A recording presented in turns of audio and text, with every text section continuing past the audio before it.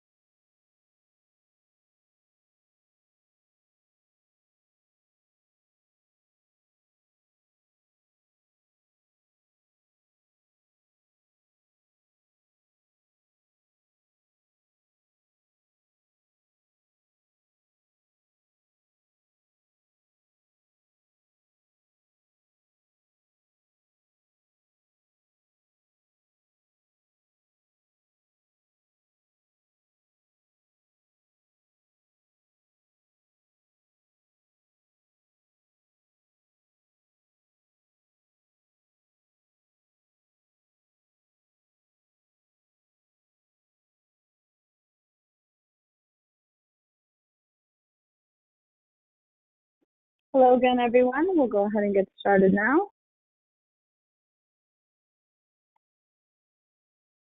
Before we begin, we'll just do a bit of housekeeping. If you go to the GoToWebinar panel, you will be able to submit any questions right here in the question panel.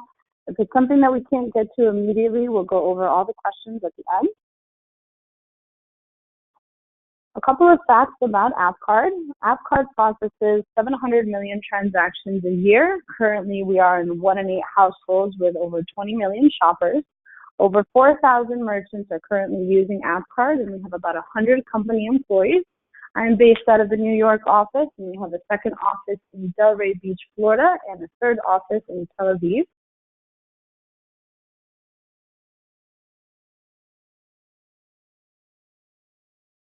And you are all familiar with Retail Pro. Retail Pro has over 9,000 brands that they work with in over 130 countries. And here are some of their customers.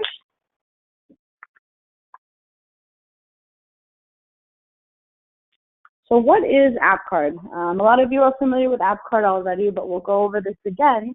AppCard is a CRM, a loyalty and rewards platform, an email marketing and text messaging tool all in one. We are fully integrated with every version of Retail Pro and can provide some artificial intelligence-powered marketing capabilities. We are a flexible platform that allows you to create custom programs depending on your industry and business type. We do pair you up with a dedicated success manager here at AppCard to support you throughout. And we also have a digital storefront in a shopper-facing app so that your customers can keep track of their points and punches and purchases. My name is Paloma Kim, and I've gotten to know a lot of you in the last year and a half when I've been focusing more on working with Retail Pro customers. On the agenda today will be lifecycle marketing, data-powered and personalized marketing automation, as well as how we can actually measure campaign success and return on investment.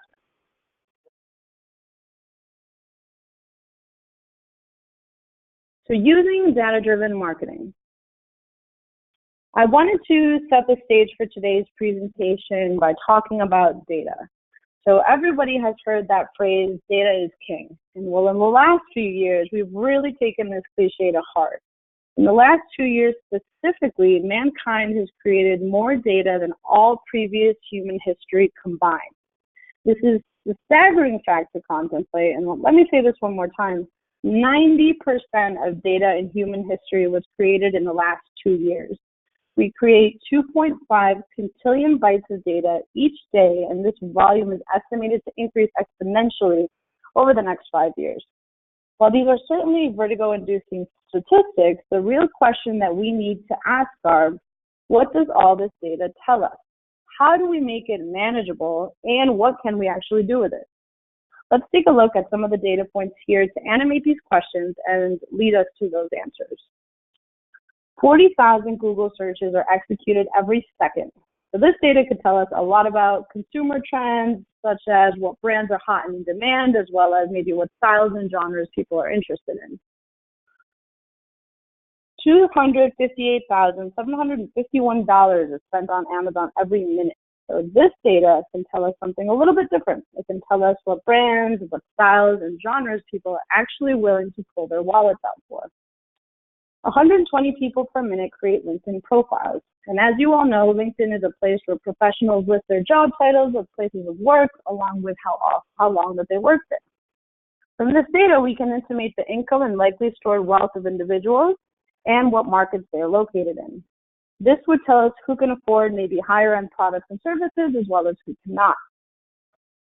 So there's a lot that each one of these data points can tell us about our shoppers.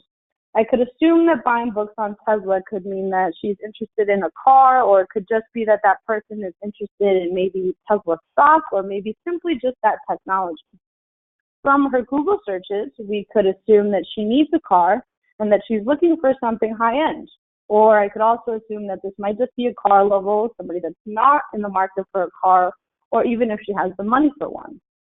From LinkedIn, I can see that this person is a lawyer, which means that she has a higher end income than the general population, but that's all that it really tells me.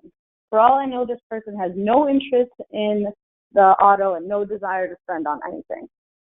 All of these data points are valuable in their own right, singular data points that carry too much of those or statements with too many outcomes that are too different to formulate a really targeted marketing effort.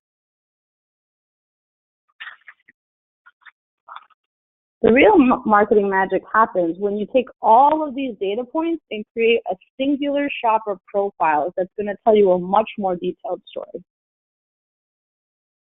So let's think of it this way. Let's think of it more like baking a cake, where you have sugar, eggs, milk, etc. Separately, these ingredients have value, but together they have infinitely more value. They're no longer ingredients, but they're more of a greater story that is your shopper. So let's take a quick look at what we can do with some of these data points, but this time mix them together to create a singular profile. Separately, each of these data points allowed us to draw a number of different but equally plausible conclusions about the shopper, making it a relative guess as to what the data was really telling us. Now, if we combine the data points into a singular profile, we can start to paint a very specific picture of the shopper. So in this case, we know this is Kim Johnson. We know her occupation, which tells us what her income bracket is.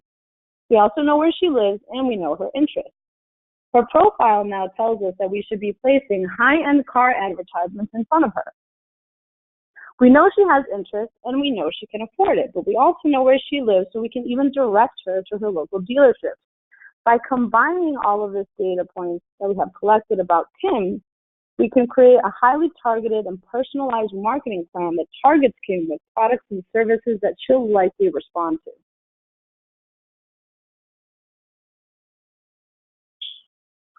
So the question then is, why is personalizing communication to Kim important? As it turns out, when you personalize content to shoppers and provide them with marketing that is relevant to their interests, you end up with a much higher conversion rate and revenue growth. 53% of retailers reported an increase of more than 10% in conversion rates, lead generation, and revenue growth.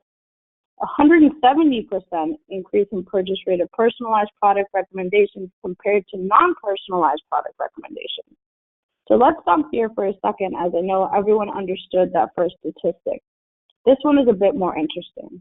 When we think about marketing, most of us think about stuff like sending out an email blast, maybe a direct mail piece, a radio ad, or a TV spot. So these forms of traditional marketing are better known as saturation marketing. And the name really says it all. So traditional marketing relied on touching as many people as possible, knowing that the conversion rate would be low. So you had to saturate the market with your message, hoping that it reached the right people. This statistic is showing us an almost twofold increase in customer conversions as a result of putting the right content in front of the right shoppers. This is all made possible through data collection and analysis. In a few slides, we'll show you how you can take this work in your stores and automate it so you can spend time on other elements of your business that actually require your attention. One final point to know is 35% of Amazon's revenue is created through their recommendation engine. These are those ads that you see when you go to Amazon.com at the bottom of the page.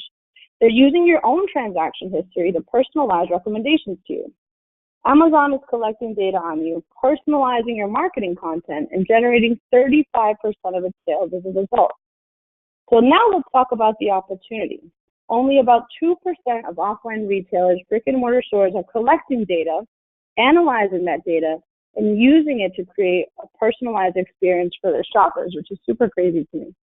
So what I'm going to do now is pass it over to Andrew Ostroff, who runs our consulting and customer success teams at AppCard, so that he can talk with you a little bit more about the opportunity and some of the things that we can use this data for. Hello, everyone. It's Andrew Ostroff. I'm going to be sharing my screen with you now. All right. So data-driven marketing in retail. We're going to go over the segmentation piece. Columbus, thank you very much for setting the stage there with the amount of data that there is available to businesses at the marketplace today. Talk a little bit more about what that opportunity looks like in your own stores. And then we're going to talk about how you can use that data to launch an effective marketing strategy and personalize content to customers on day one. So what is the opportunity? So this is some pretty interesting information that a lot of people don't realize yet. So retail is a $5 trillion industry annually. $450 billion of that $5 trillion was spent online. A lot of people don't realize that in the retail industry, 90% of retail purchases, 90% of that $5 trillion is still happening in brick and mortar stores. 10% is happening online at this point. Now, 10% is not a small number, and it is growing, certainly, but 90% of all transactions and all money flow through retail is happening in the brick and mortar scene. Now, to be fair, 80% of retail purchases happen offline if you exclude car purchases, grocery, and gas stations, but 80% is still a very large number there. So this means that 80% of retail-related data is created in your stores, offline, not using the internet, not through Amazon. So moving into this, just to kind of further cement that concept, retailers are growing. Even Amazon is going offline. In fact, I didn't put this in the presentation, but I did read an article yesterday about Amazon and their grocery store move. Amazon is actually going to be starting opening its own grocery stores outside of the Whole Foods network, which is going to be a big play on brick and mortar grocery retail. But looking at this list here, you'll recognize some of these names, and this is going from 2018 all the way through 2020 and what's expected to be open, what's been announced by some major companies out there. You're looking at Ulta Beauty, 100 new locations in 2018, brick and mortar stores. Dollar General, which is one I think we can all recognize, 900 new locations were opened in 2018. These are brick and mortar stores for retail. Target even opened 32 new locations in 2018. Dick's Sporting Goods competes with Sports Authority, 20 new locations in 2018. And The Gap, part of the family with Banana Republic, opened 70 new locations by 2020. That's their plan. So brick and mortar isn't going anywhere. 90% of the world's data from a retail perspective is flowing through those brick and mortar stores today. So that is the opportunity. That's the way the market is going. And even some of these big guys, including Amazon, are opening up additional brick and mortar locations and realizing that brick and mortar has a life in the future. It's not all going to go online. That Amazon is, at this point, opening brick and mortar stores of its own and testing out what kind of experience to give the customer. And that's the key to this. Old brick and mortar retail experiences are dying out. And you're seeing new versions of the brick and mortar retail experience start to come alive. And that experience is going to have to do with how customers experience the retail brand itself. And that's going to come down to personalization, something that we all demand nowadays. So your business is part of this brick and mortar retail move and the 90% of data that's being created at the moment. So here's some things that your business today is actually creating as far as data is concerned. Products and services sold, you know what you guys are bringing in. Products and services returned, gives you a lot of insight as to how frequently people are coming back in and returning specific brands or items. Revenue by the minute, day, week, and quarter gives you an idea of what the foot traffic looks like inside and outside your store. Frequency of purchase, how many times does a customer come in and make a purchase each week, each month, each quarter, or each year? Number of shoppers per day, basket analysis, repurchase cycles, average transaction value, customer identity. Customer identity becomes a very important piece of data that you do generate. That's one thing that a lot of businesses at this point in time don't capture very frequently. But customer identity can be captured in a number of different ways. If you're capturing a customer's email to email them a receipt, you have a unique identifier about them now. That email address is something that only they will use. A phone number that you might enter into the system for them. That phone number is also unique to that customer and can be used as a unique identifier for customer identity. Their birthday is also another piece of information that can become wildly valuable when you talk about personalization, from the customer's age, so you know what types of products they might be interested in the future, to personalizing content to make them feel a bigger connection with your business by sending them some type of note on their birthday that says happy birthday.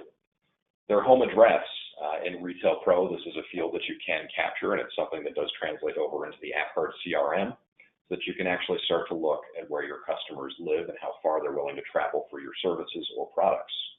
Many, many more as well. Excuse me. So some of the ways that you guys may be capturing this, which is pretty common today, for an email address, a lot of businesses will use third-party email providers like MailChimp, Constant Contact, and I've even seen a few businesses that are out there collecting this type of information through Excel spreadsheets. Sales information, through the point of sale or e-commerce provider, third parties like Amazon, Grubhub, Seamless, eBay, if you were a QSR or own a QSR business, which is a quick service restaurant. Phone numbers. Some businesses are actually using SMS as a communication channel at this point, and they're collecting phone numbers through texting services that they purchased.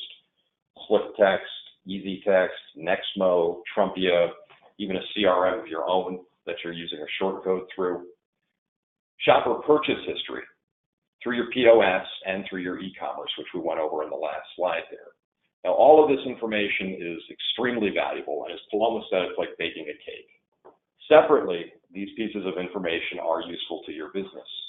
Collecting emails and sending them through MailChimp allows you to target people through the channel of email. Collecting phone numbers separately through SwiftText or EasyText or another provider allows you to text message customers, which is a very important statistic actually when it comes to communication. 9 out of 10 people will read a text message within 7 minutes of receiving it, so it makes it a very valuable communication channel between you and your customer. Sales information, you're catching that through your point of sale. Shopper purchase history, you're also getting that through e-commerce and your POS. So separately, all of these have value. But it's when we start to put them together that we actually start to really gain a lot of value out of all of these data points. And a system like AppCard is designed to work in such a way that allows you to capture all of these different data points, from the shopper's identity to the communication channels that you're going to need to use to communicate with those shoppers once you have that identity, to the transaction data that will inform you with what the customer would most likely be interested in based on their past behavior patterns, as well as their transaction history. So how do you do this with a system like AppCard and Retail Pro? It's been a beautiful marriage between the two companies and the two technology platforms. And really what you end up getting is AppCard provides you with tools to capture a customer's identity and append that information with transaction data, as well as communication channels such as email and text message. Through the Retail Pro connection that we have, Retail Pro provides that all-important transaction data. And now we know that Jessica Smith, what she likes to purchase for her pets. We know that she's going to go in and she's going to buy toys for the pet, so we can recommend different chew toys. We know that the favorite brand of dog food that she's buying for her dog is Blue Buffalo, which means that we probably wouldn't be sending her promotions via email or text message for Origin dog food, for example, or Pedigree, or Kibbles and Bits, because that's not her brand, and that may seem like spam to her. But with the connection between AppCard and Retail Pro, we're able to build a very complete profile of her, identify her through a phone number or an email address, append transaction information that allows us to personalize our communication with her moving forward. And it allows us to increase the conversion rates from your marketing efforts to your customers, increasing the number of transactions that they do throughout the month, quarter, or year, as well as increasing the transaction size. So now we're going to get into an interesting piece on this. Now, AppCard and Retail Pro are a evolving system. What this system will look like on day one is very different than what it's going to look like in month 6, and even more different than it's going to look at month 12.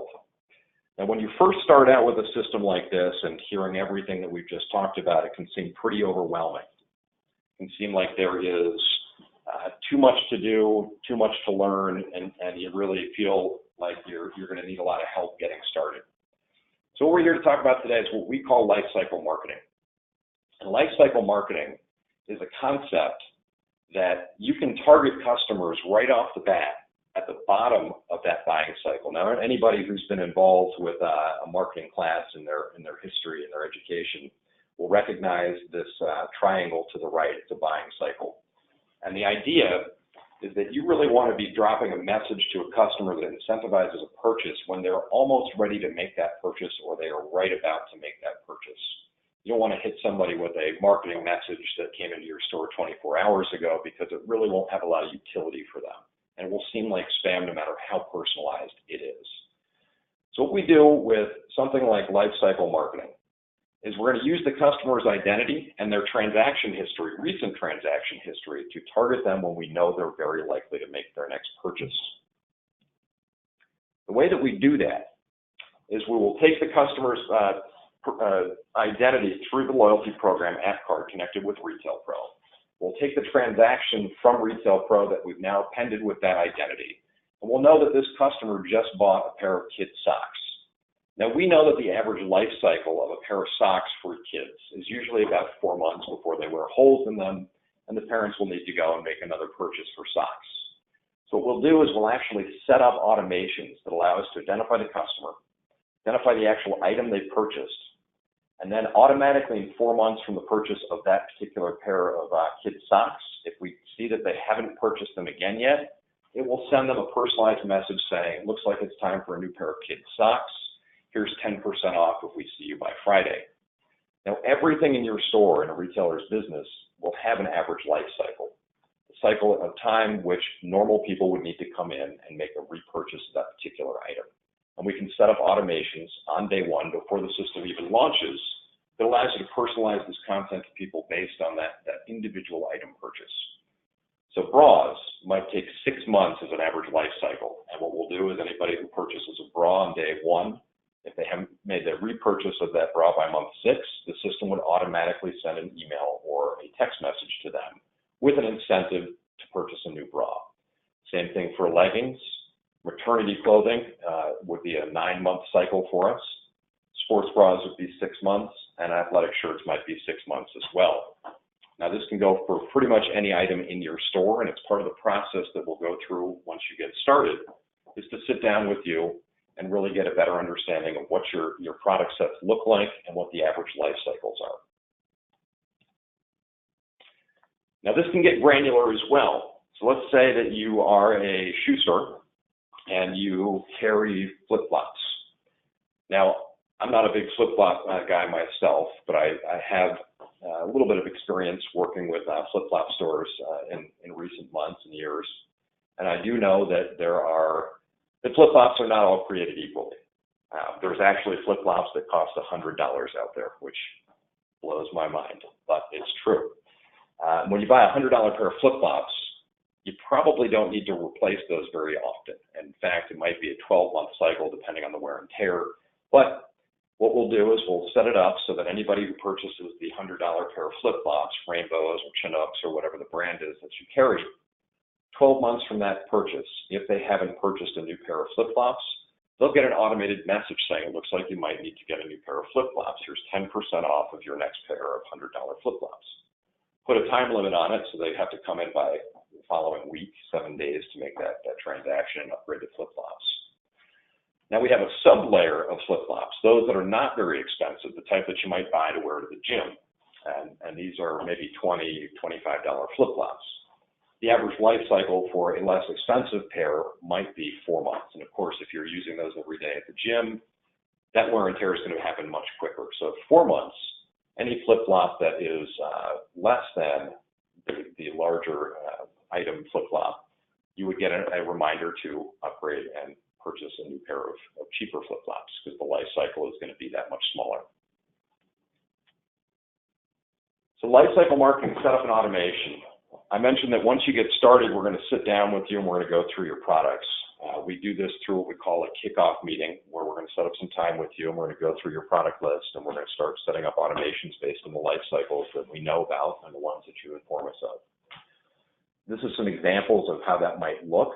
So come visit us at your store name for $5 off your next pair of running shoes.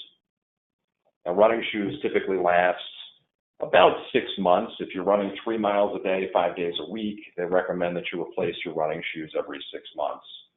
So this would be a really excellent one that's pretty safe to say works well. Ready for a fresh start this winter?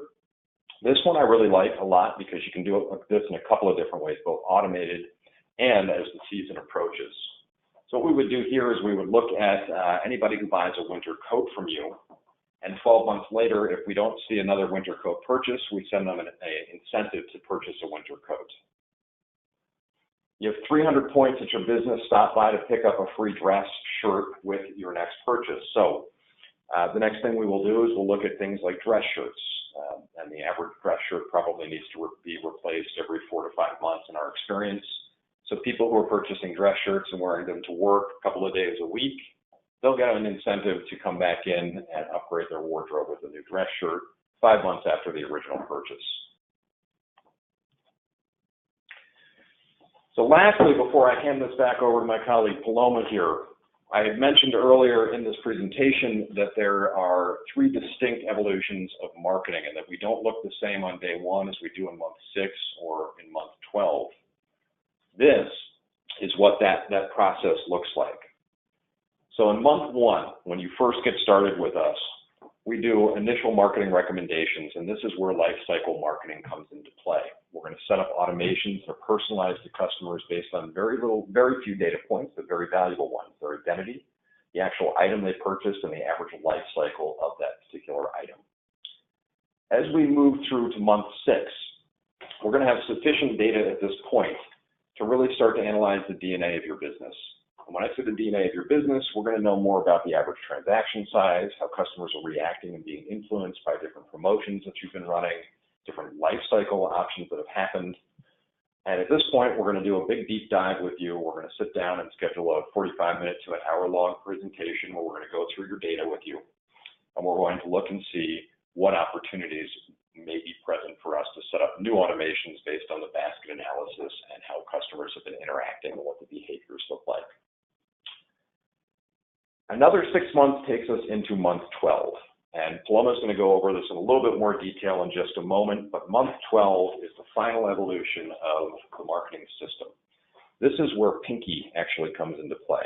Now, Pinky is the nickname for our artificially intelligent marketing system that autonomously and automatically makes marketing decisions for you by communicating with customers on their transaction histories.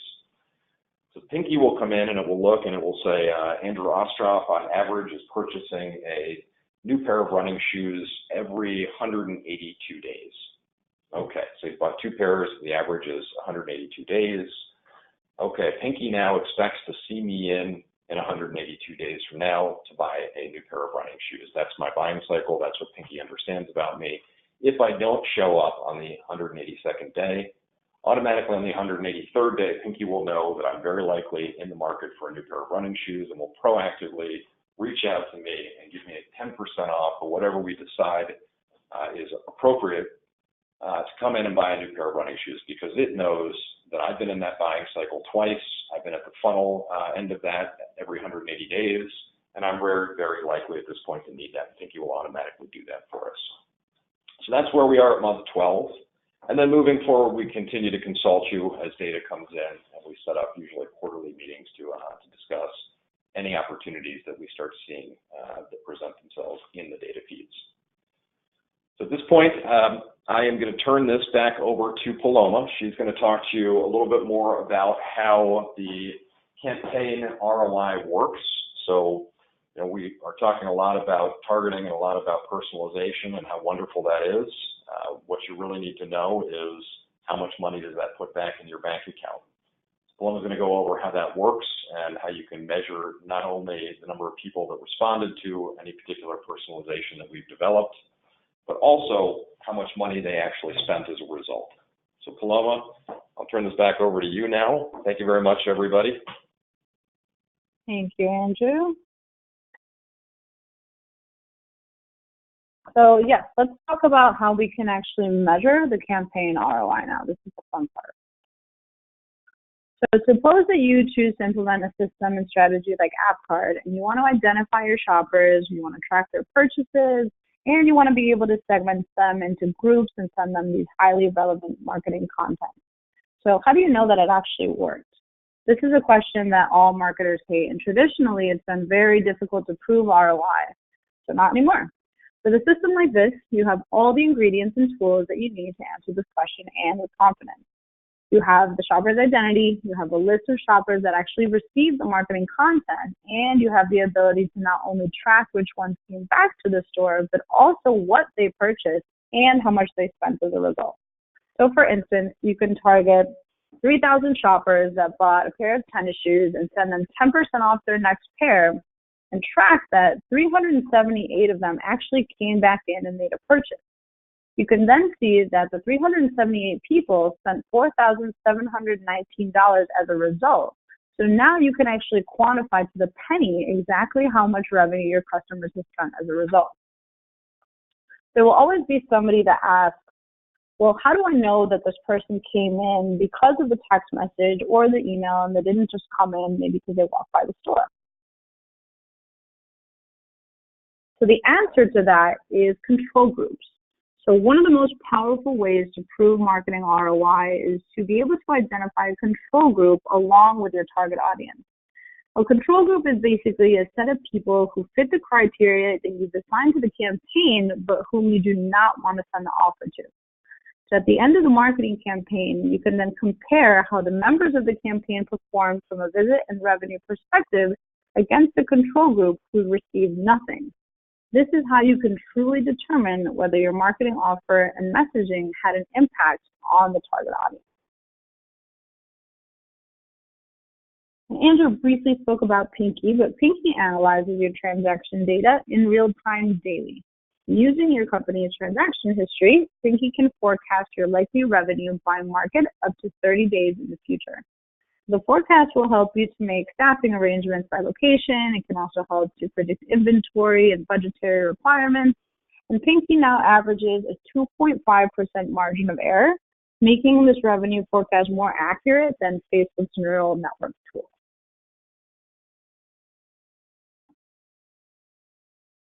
So using AI to optimize marketing.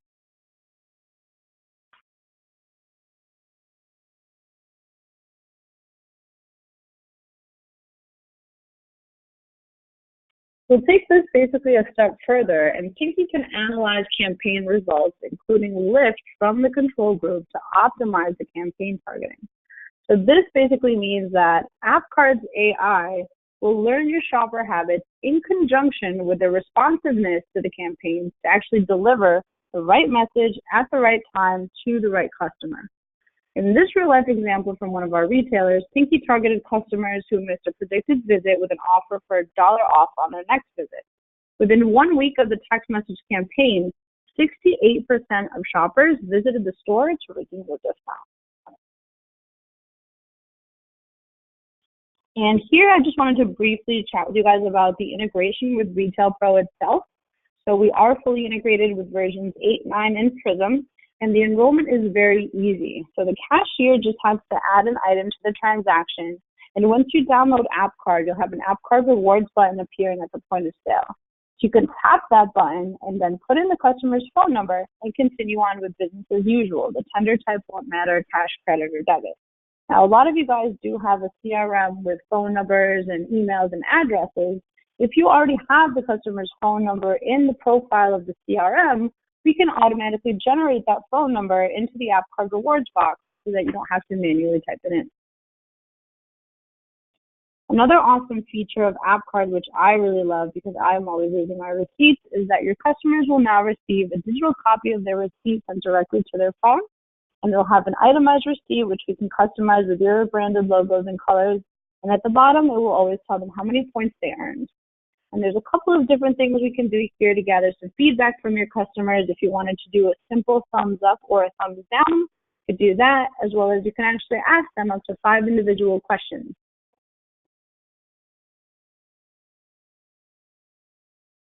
We'll talk about our single customer database. And what this means is that I often speak to retailers who have that Retail Pro CRM within the point of sale.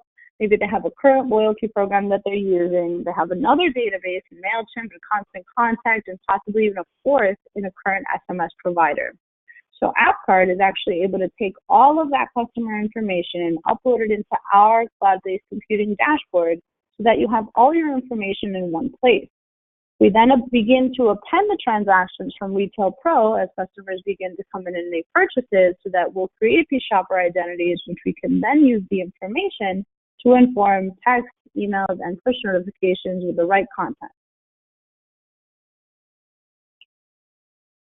Here we're taking a look at our in-app storefront. So your location would have its own branded storefront with store details, reward program details, any available offers that you have running at the time, as well as copies of digital receipts that the customers can also take a look at online. It's very important to note that your customers do not have to download anything in order to participate in the rewards program. And that concludes our presentation for today. If you have any questions, please feel free to go ahead and click on the question panel and submit them there. We did have one question. It says, when our customers share their email address or phone number with us, is it kept confidential, or does AppCard sell this data? That is kept confidential. We don't share that information with anybody, so you can be rest assured that we won't sell that. Another question here, does AppCard work with version 8.7? Yes, we do work with version 8.7. So we are fully integrated in versions 8, 9, and Prism, preferably if you're using version 8.6 or above.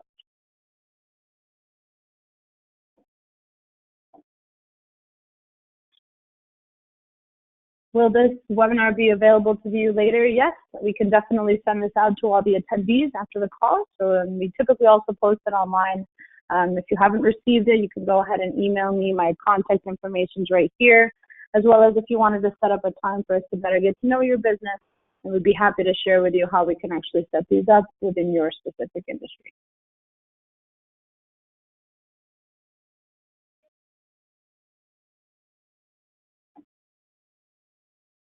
How do we go about setting up a kickoff meeting? So our kickoff calls typically happen once you come on board and sign up with AppCard. As mentioned before, we do pair you with a full-time success manager, so you always have a direct contact here, which you can help you with the support. They'll help you with to basically identify what the best loyalty construct is in the beginning, what the best triggers are and stuff like that, but of course to support you throughout during these phases and how we can actually gather the information to then personalize the content down the line. So the answer would be to join AppCard, sign up with us, and then we can get you set up with your account manager so that you can have that kickoff meeting.